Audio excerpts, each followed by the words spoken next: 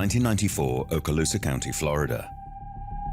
A group of inmates uncover a disturbing scene on the side of the Interstate 10 highway. One of them discovered a body while they were landscaping, almost fully decomposed. She was almost entirely skeletonized. She still had some flesh on her.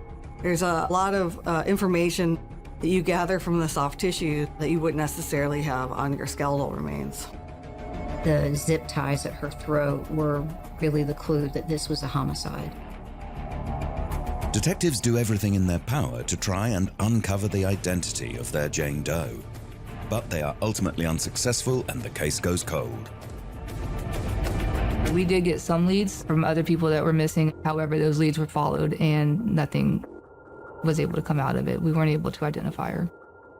I think that they were shocked to find someone they couldn't identify.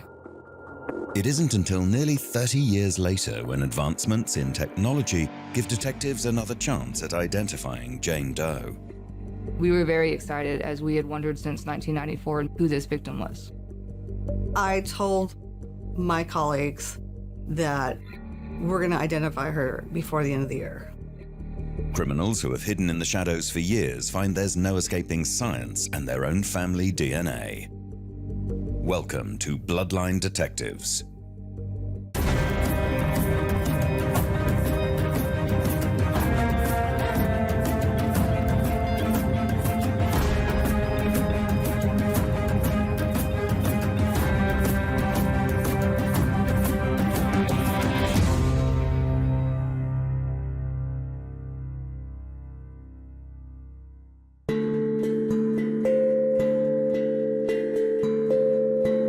Okaloosa County, located in the northwest of Florida, is a scenic county known for housing the largest military Air Force base in the world. We have emerald green waters and white sugar beaches on the south end, and then we have farmland in the north end of the county. Okaloosa itself is a Choctawhatchee Indian word for black water because of the color of our rivers in the north end of the county.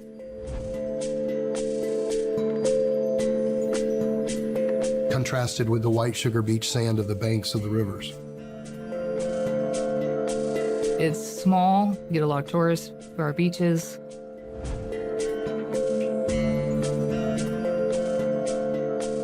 I was born and raised right here. I personally love our community. We live where people vacation, so this is a wonderful place to live and raise your family.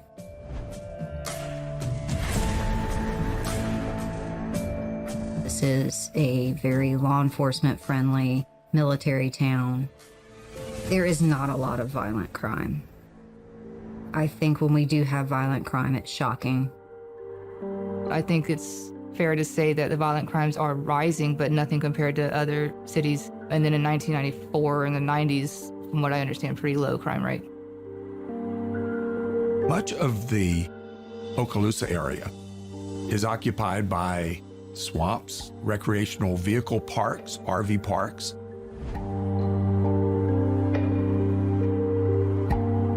But the main feature of Okaloosa County is Interstate 10, because it's this main road that takes you from the coast of Florida all the way to the west coast in California. It is a major trucking route. Any goods, any vehicles, anything that is transported by a large truck that goes from the west to the east, there's a good chance it will be at some point on Interstate 10. It's not been that long ago that I stopped at an exit there, and about the only thing you could do was to buy some souvenirs or something, or check into a fairly low-cost hotel. Not a lot there. I'm not a serial killer, but if I were, I would think that would be a pretty good place to dump a body. Someplace along there. 14th of September, 1994. A group of inmates from the Okaloosa Correctional Institute are situated on the Interstate 10 highway, carrying out supervised community maintenance. Being in a Florida prison means you've got to do some work. The inmates were working a shift along Interstate 10 with a supervisor, and one of them discovered a body while they were landscaping.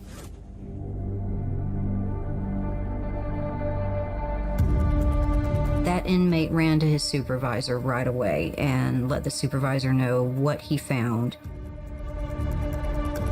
They notified law enforcement right away.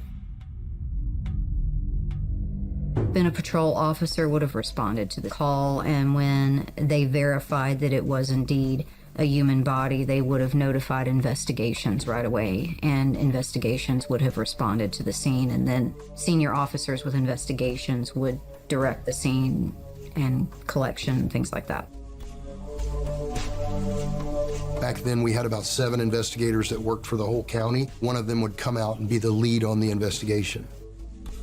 So they would immediately secure the scene. They would remove everybody from the area. They would tape it off to prevent anybody from being able to come into the area. And then they would do scene sketches, drawings. They would photograph the scene and then contact the medical examiner's office, at which time the coroner would respond and take possession of the body and or the skeletons in this case, and then just finish processing the scene.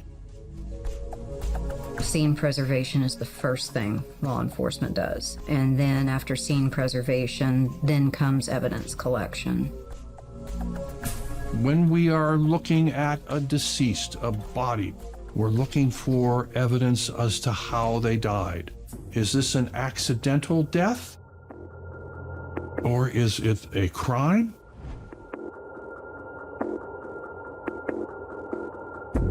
They're looking for artifacts, things, clues as to if there was a struggle, was the person alive when they were there, or were they dumped? This appeared to be a woman who was wearing a floral print dress and had a floral print jacket. But the remains themselves were mostly, it's just a skeleton, just bones. She was almost entirely skeletonized. She still had some flesh on her. She was wrapped up in a puffy jacket.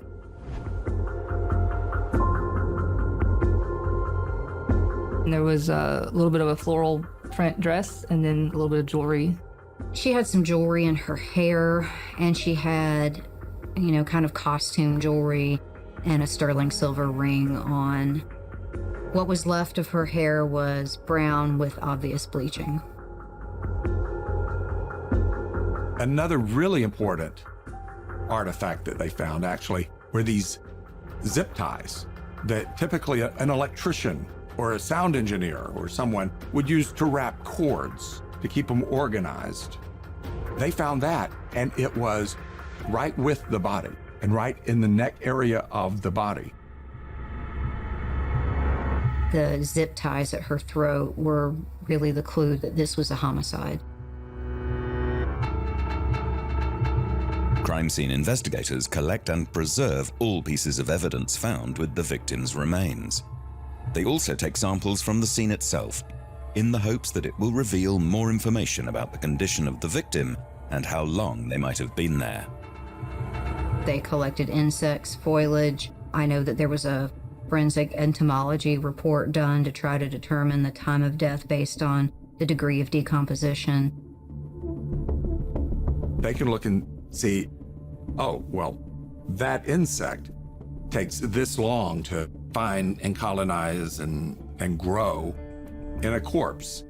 And it's like a flag, a marker for them.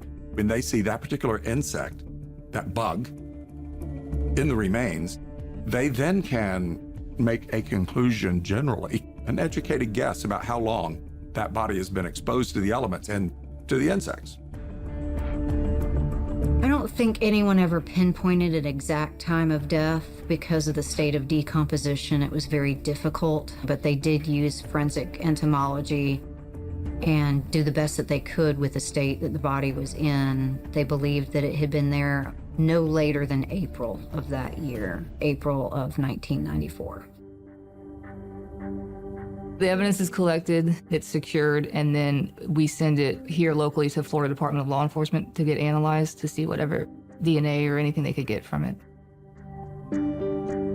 What they're looking for as well is evidence of identity.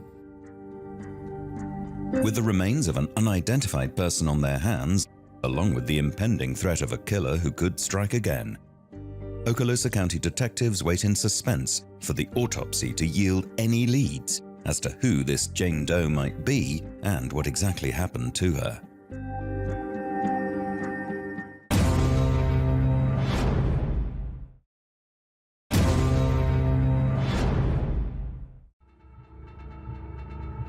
September the 14th, 1994, Okaloosa County, Florida. The skeletal remains of an unidentified person are discovered on the grassy verge of Interstate 10. Crime scene investigators immediately secure the scene and take every bit of evidence for testing. The remains are carefully brought for an autopsy where detectives aim to learn more about their Jane Doe and hopefully uncover her identity. When we have just skeletonized remains, we've lost all the soft tissue. So if you were bruised, I would never see it or ever know it unless there was an injury to your bones. If you were shot, I'd have to hope it hit some bones, otherwise I'd never be able to tell. There's a lot of information that you gather from the soft tissues that you wouldn't necessarily have on your skeletal remains. The clothing actually kept the skeletal remains mostly intact, but there was some surface scatter of the smaller bones, and the skull, I think, was found about 4 feet away. When they brought her, they brought what they could find. Surprisingly covered quite a bit of her remains. I'd say about 85% of her came back to us. They documented all of her clothing, and since she was an unidentified person, they also documented the tags and the size of the clothing, which can help us determine maybe how old she is and how big she was. We're looking for other pieces of evidence. Again, we wouldn't have any fingernails or places where you could possibly collect for DNA evidence for sexual assault because they're just skeletonized remains. We would do what we could, and in this case, we found 2 ligatures that were encircling her cervical vertebrae that were still left over and intact, that were still held there, actually by her hair. And then we would do x-rays or radiographs, again, to see if there's anything there. Following that, we would inventory and document what we do have, note what we don't have in terms of bones, do a dental examination or have that sent to a forensic dentist to determine where she had any dental repairs. Then we would send these remains to a forensic anthropologist to go over every single bone in detail and try to gather as much information as they can from what the bones can tell you. We learned about how tall she was. She was about 5'4", plus or minus 2 inches. And surprisingly, they made a guesstimation of how much she weighed based on her bra size. She was a 34B, which I thought was remarkable. She was about 110 to 114 pounds. There was no perimortem trauma. That means that there was no obvious signs of trauma or injuries to the bones immediately surrounding death. However, we were lucky enough to recover part of the hyoid bone. About 2/3 of it, 1/3 of it was missing. And that could have been because it wasn't fused there, or it could have been because it was fractured, as if she were strangled. There was a major clue in the autopsy room that would lead to a conclusion of the cause of death. And that would be these black electrical cord ties around the neck. It doesn't take a very experienced detective or even a journalist to conclude probably was a strangulation involved in this. With the autopsy revealing the height and weight of their Jane Doe, along with the suspected manner of death, investigators now begin to pour all of their efforts into uncovering the identity of the victim. In the mid-90s, they didn't have the tools that are relied on today by the same detectives. Databases were just starting to be created and to be shared. Forensic tools that we depend on today were in their very early stages. Forensic science has come a long way in the last 30 years. They consulted with multiple agencies and they scoured missing persons reports. But with a skeletal remains, it's a lot more difficult. You do not have facial ability to be able to recognize them, had no identifiable victim to be able to say this person is missing. We might send out a notification to other agencies in the area, and we would tell them internally, hey, we have found a body or remains of a female. Do you have anyone missing? In fact, when we were reviewing the report, we noticed that they had at least 30 different missing people that they had further investigated to see if by chance our skeletons were one of those victims. They tried to track down the manufacturer of the clothing, I believe it was Brandywine Creek, I want to say, and determine where that particular dress was sold. They interviewed as many people as they could. They got trucking records. They went down every rabbit hole they could possibly go down and used every tool at their disposal that was available in the 90s, including working with other law enforcement agencies.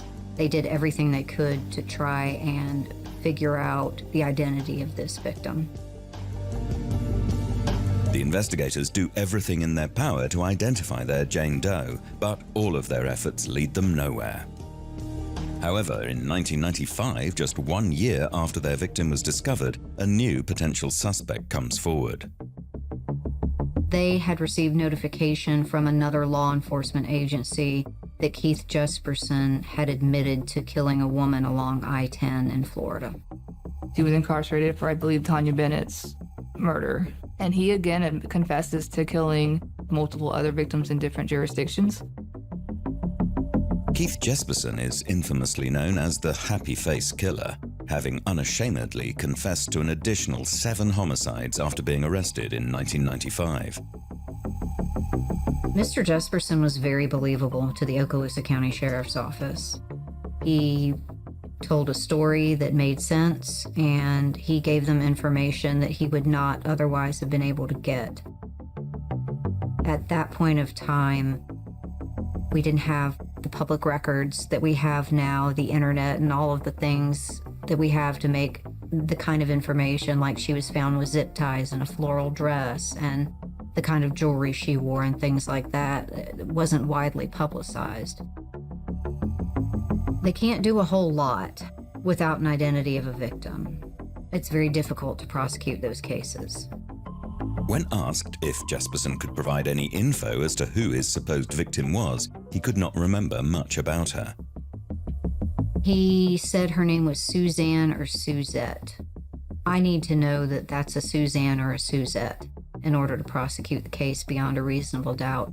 We're required to prove that there's a crime that occurred in the body of the crime, and the way the law works is you can't prove it on a confession alone. Regardless of Jesperson's confession, detectives are unable to move forward with the case. Without a definitive identity for their victim, there's not much else that can be done in the eyes of the law. 96, about then, it would be where it went real cold, because, in 95, he'd already confessed, and then we interviewed in 96, but then shortly thereafter, couldn't do much with it from there. I mean, the investigators tried to use whatever means they had at the time at their disposal to try and get justice, but they just were simply unsuccessful. We still at that point didn't have her identified, so we were not able to move forward based on some of the research that we've done throughout this process. I believe that there were people scared because nobody understood the circumstances to know why it happened, so they didn't know if they would become a victim as well if they were put in that place, in that situation. I think that they were shocked to find someone they couldn't identify and not be able to solve a homicide quickly. Much to the disappointment of the Okaloosa County Sheriff's Office, the case went cold and the story of their Jane Doe was destined to remain a mystery. As they move on to other cases, detectives are left constantly wondering about the little information they do have. Could they trust that Keith Jesperson gave a truthful confession? Could their Jane Doe really be Suzanne or Suzette?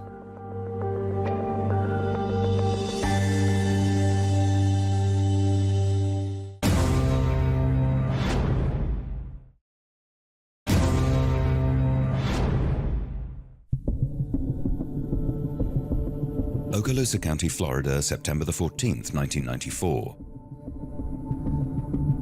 The skeletal remains of an unidentified person are discovered on the grassy verge of Interstate 10. Detectives work tirelessly to try and identify their Jane Doe, but are ultimately unsuccessful. Until 1995, when Keith Jesperson, an incarcerated, self-proclaimed serial killer, confesses to committing a murder on Interstate 10.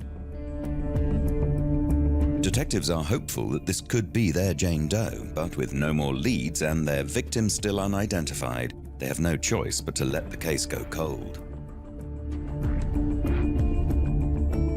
In 2007, this is 13 years after the body was found and a long time after this case was put on the shelf, a new approach was attempted.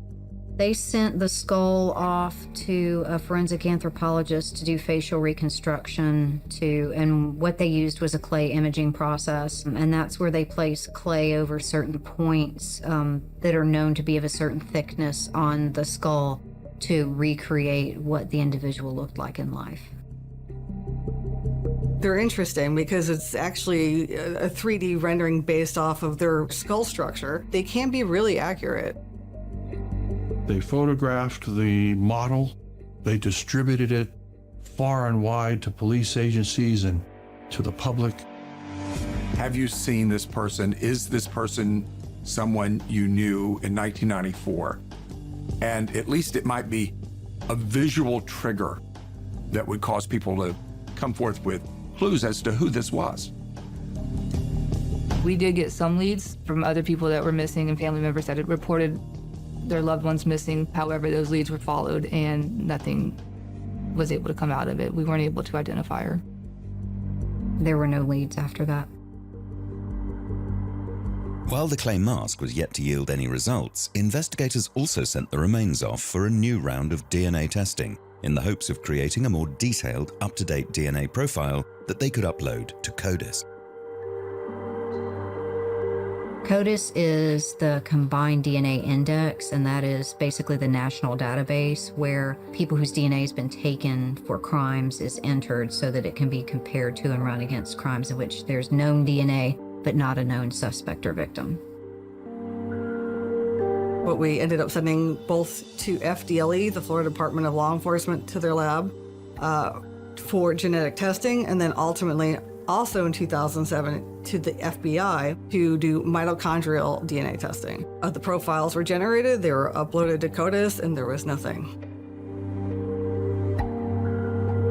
We contacted NamUs. It's a national database, nationwide database for unidentified remains. Remains were sent there to compare to see if there's anything that, based on our investigation, would match any missing people that had been reported. However, there was no reports generated that did match our victim and/or our location of where our victim was. In 2008, as a final attempt at uncovering Jane Doe's identity, detectives sent the victim's remains off to the University of Florida for anthropological testing. It is from this testing that they confirmed the victim's age to be between 35 to 55 years old at her time of death. However, it still did not lead them any closer to uncovering who she was. We know that we have somebody that's been murdered, and because we can't identify her, one, we can't give closure to the family, and two, we can't give justice. As time passes and the Okaloosa County detectives have to place their efforts elsewhere, the mystery of Jane Doe stays in the back of their minds. It isn't until 14 years later, in October 2022, when a new opportunity arises. I was at a national conference in Las Vegas, and I attended a talk about forensic genetic genealogy, the advances of, and how they've been successful with it. Forensic genetic genealogy is when the DNA of a victim is compared in a database. They make sure that they have a full genome for the victim and then compare it to other genomes so that they can find relatives and identify our victims that have remained unidentified. Othram was the company that was offering to do these kinds of identifications. And I took a picture of the slide during the conference and I sent it to my associate medical examiner, Dr. Lorraine Lopez, and I asked her, I go, can you initiate contact? Let's try to do this for Suzanne. Othram is purpose-built to identify victims and perpetrators from crime scenes using DNA. So we have built the infrastructure necessary to be able to test the most intractable pieces of DNA evidence, the software needed to be able to build the most high-performing DNA profiles that you can upload to genealogical databases that are consented for law enforcement use to help you infer the identity of an unknown person at a crime scene. For every case that comes to Othram, the first step for us is to understand what has been done in the past, what is the current status of the case, what items are available for testing. And so we ask for any agency to submit available information into our portal so that our scientific team can review what's available and make a decision and determination as to whether or not we believe we can work the case. We got a call from Okaloosa Sheriff's Office, and they told us that they had unidentified remains that were found in 1994, a cold case that had absolutely no leads as to who this person might be. They did say that they thought it was a female. She was about 110 pounds when found, and she was estimated to be between the age of 35 and 55 years old. Othram agrees to take on the case, and Dr. Diana Oleski carefully sends over part of the 28-year-old remains to see if it is possible to extract a DNA sample. We tried sending teeth at first, some molars. They were unable to extract from the molars. We did send a femur as well, and it also did not yield enough DNA for extraction. So we ended up sending part of her skull, the base of the skull, where your sphenoid sinus and your cavities live. They've had better success with that than with teeth at extracting DNA. At the end of December of 22, they were able to extract a profile from that. We were able to do forensic-grade genome sequencing on this and create a profile that had hundreds and hundreds of thousands of SNP markers. They had enough material to generate a profile. They used that and they compared it to persons who publicly upload their DNA to a website called GEDmatch for a comparison to see if there's any distant relatives out there that could be related to this person. It was actually a really good profile and uploaded and led to matches in the DNA database. We knew that there were clusters of relatives in certain parts of the United States, and that's important information. Not always are you able to immediately point to the name of a person, but rather you point to the name of relatives, and those relatives can be data sources. It was early 2023 where we provided back the family that we thought the person belonged to, and then law enforcement made contact with her family. They asked if someone was missing. They said yes. They asked family member to provide DNA so that we could confirm the result. The victim's mother.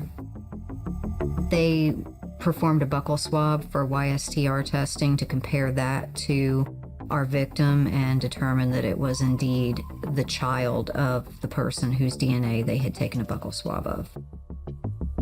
The buccal swab test returned a positive result,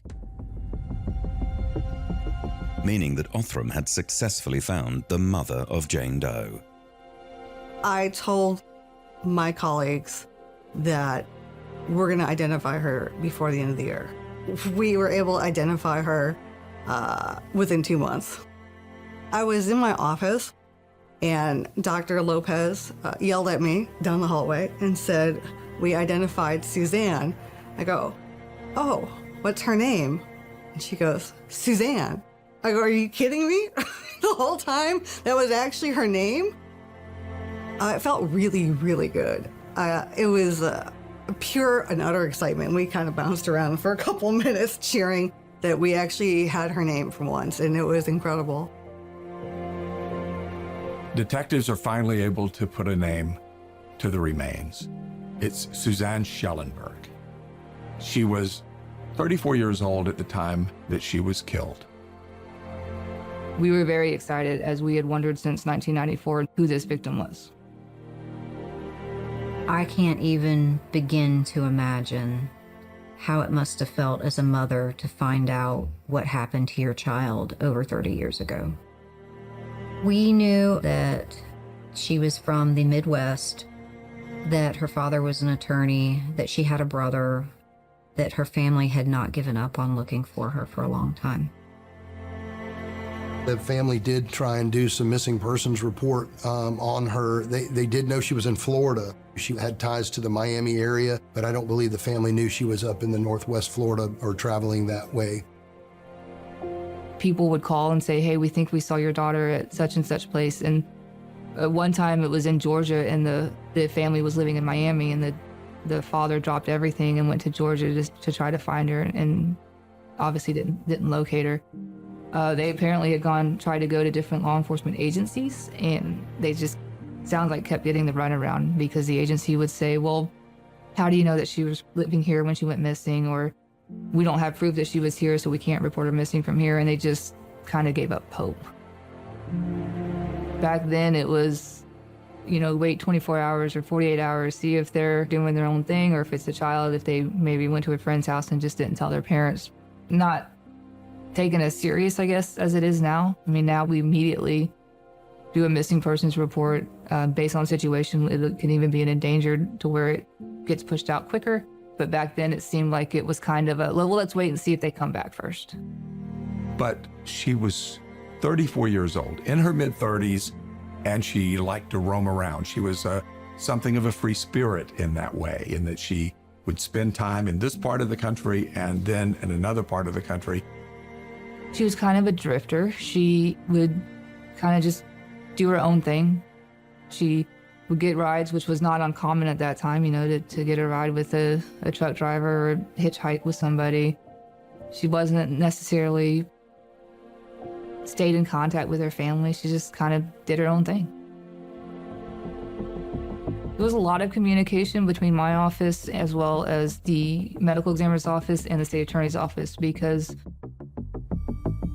Keith Jesperson had previously confessed to killing Suzanne. He's already serving several life sentences for other murders and has been convicted of.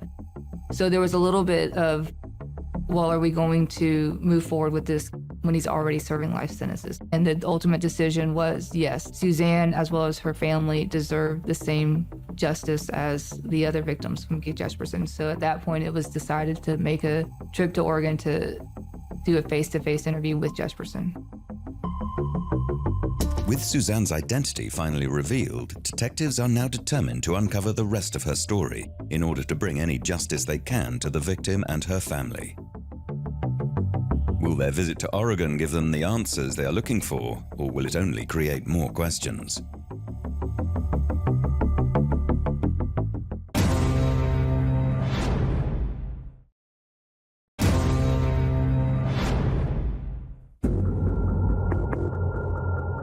Okaloosa County, Florida, 1994. The unidentified remains of a woman are found dumped at the side of Interstate 10.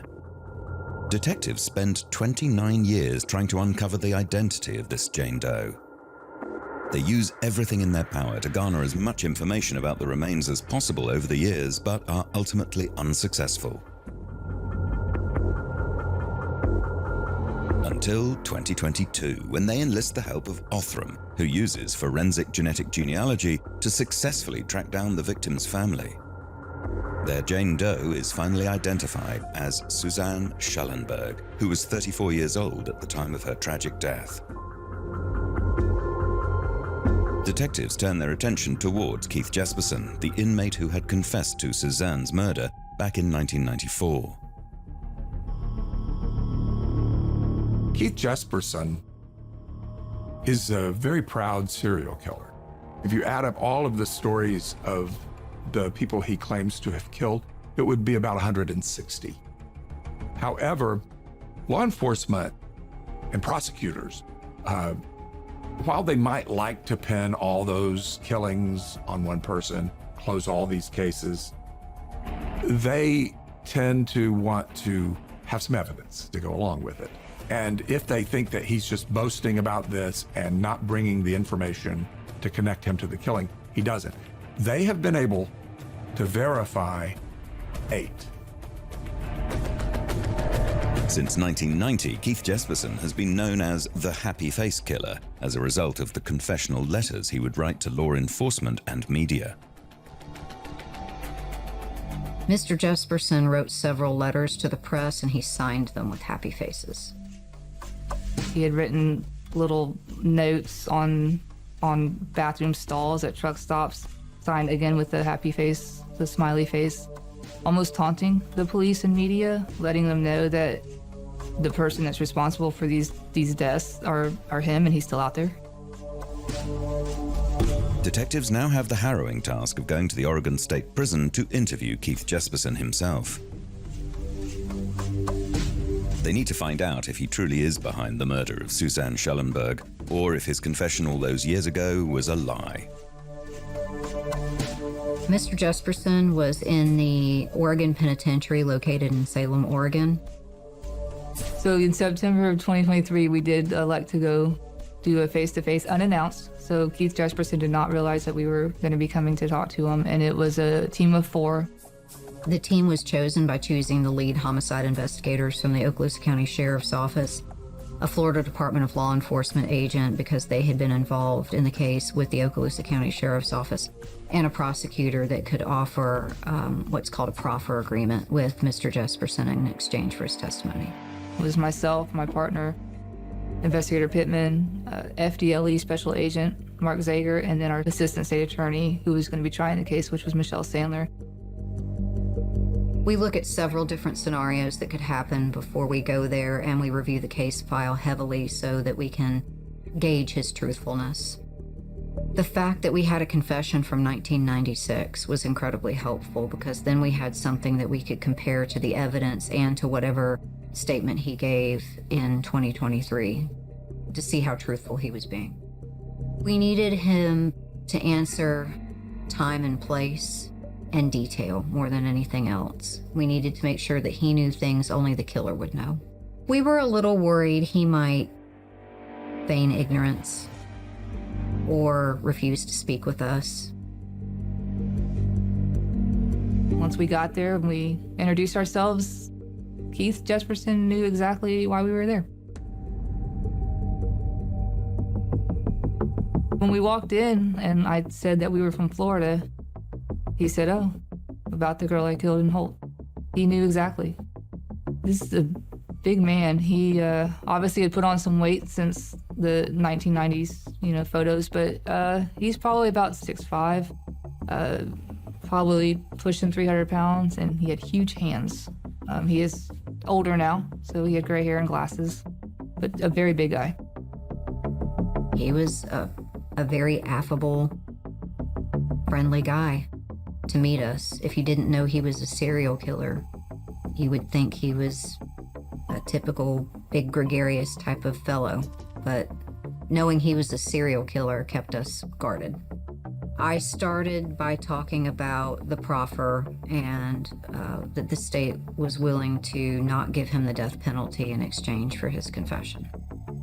He would have signed that proffer agreement and he would have signed a plea agreement with the state of Florida that day if we had taken one. Well, that's fine. I'll sign it. I don't have to read it.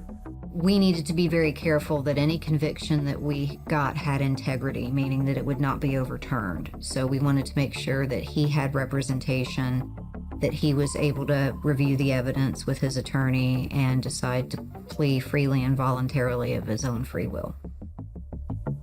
I just asked him to just tell me what happened. I kind of let him just talk and explain everything, and then if we needed to clarify something, we would, but I explained to him that I had done all this research and I kind of just wanted to hear it from his own mouth. He was outstanding out there at the truck stop. And I parked in her next to the restaurant, and I just walked out to her and I said, "Where you headed?" She was headed to Lake Tahoe, Nevada. Yeah, do you know, did she have ties there? Did she say anything about that? All I know is that's what she said she was headed. And I told her, I said, "I'm not going to Nevada. However, I don't even know where I'm headed. I've got to pick up a load, and I don't even know what load I'm going to pick up. But when I do, I'm headed to Washington State. So I'll be in the area. I could take you so far." So we headed up, and we got up to Unical 76 truck stop about 80 miles north. And I fueled up there, went in, and I got a shower for her and myself. We didn't shower the same shower. We showered separately. I told her, meet me in the restaurant, and we'll have something to eat before we head north.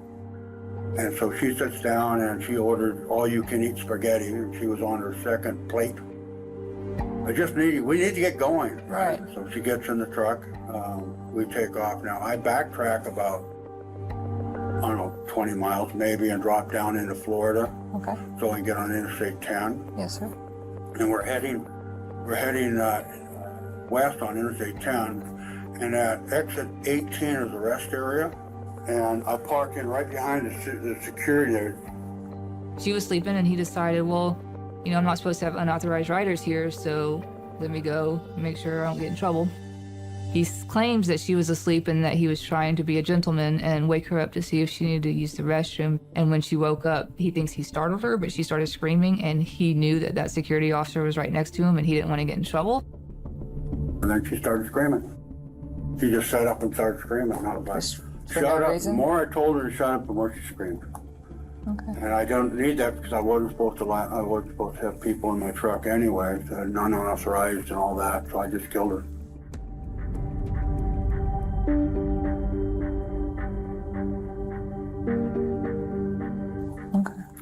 You got to consider after murdering too many people, that it was just an easy thing to do. And I was fearful because she ate all that spaghetti and stuff that she would, when I moved her, that maybe it'd come up. I wasn't quite sure, but I took 2 plastic ties that I had and I put around her neck and secured, figured that when I moved her that nothing would come out. And that's why I did that. And I pulled on out and went down to exit 11. And it's a university exit, I believe. I think that was under one of the signs. Okay. I pulled down and crossed the road and came up on the other side and pulled up as far as the wide shoulder was, parked, and I walked over to, which would be the north side, walked to the north. And there's a tree row there, and then on the other side of the tree row was a fence. And I knew, so I figured I'd put her in the tree row. I carried over and put her in the tree row. And I left. That's the story.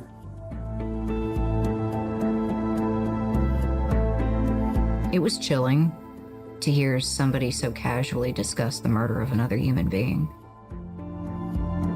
When I heard the story, I felt like it was a person who had very little regard for human life. No remorse.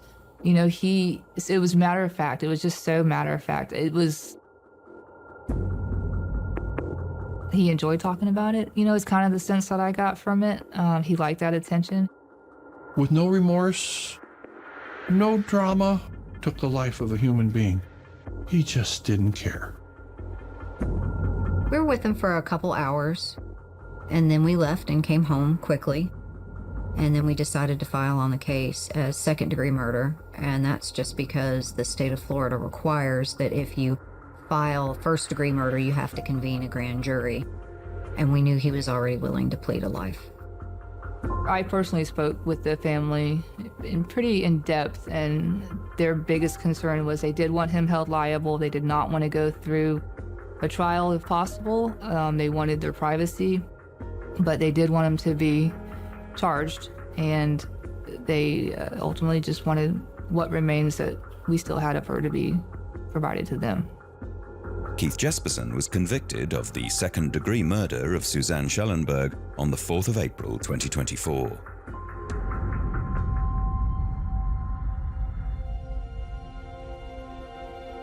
I was happy to have the case closed to have justice for Suzanne Schellenberg. Do I think there's closure for the family? I mean, I don't know that there's ever closure. To have a family that had hoped that their loved one had just kind of done their own thing and went separate ways, to now know that she was deceased, and not only deceased, but murdered in a very violent way. I don't know that you could ever have closure for that.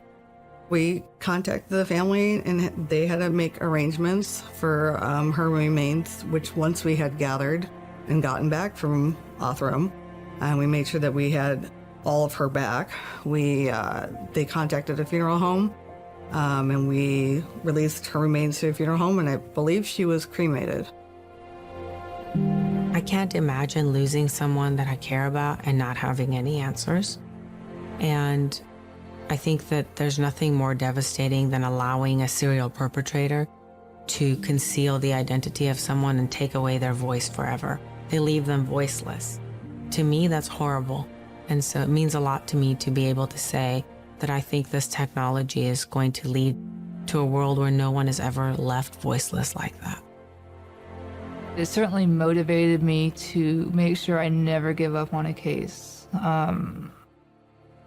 Just because we don't have something right in front of our eyes doesn't mean we can't develop something, and it grounded me to know to keep working on these cases, because somewhere out there's a family member that is wondering where their loved one is or deserves that justice. And I have cold cases all the way back from '73, so it's given me hope to try to move forward on those and get justice to where we're able to solve all of our cold cases.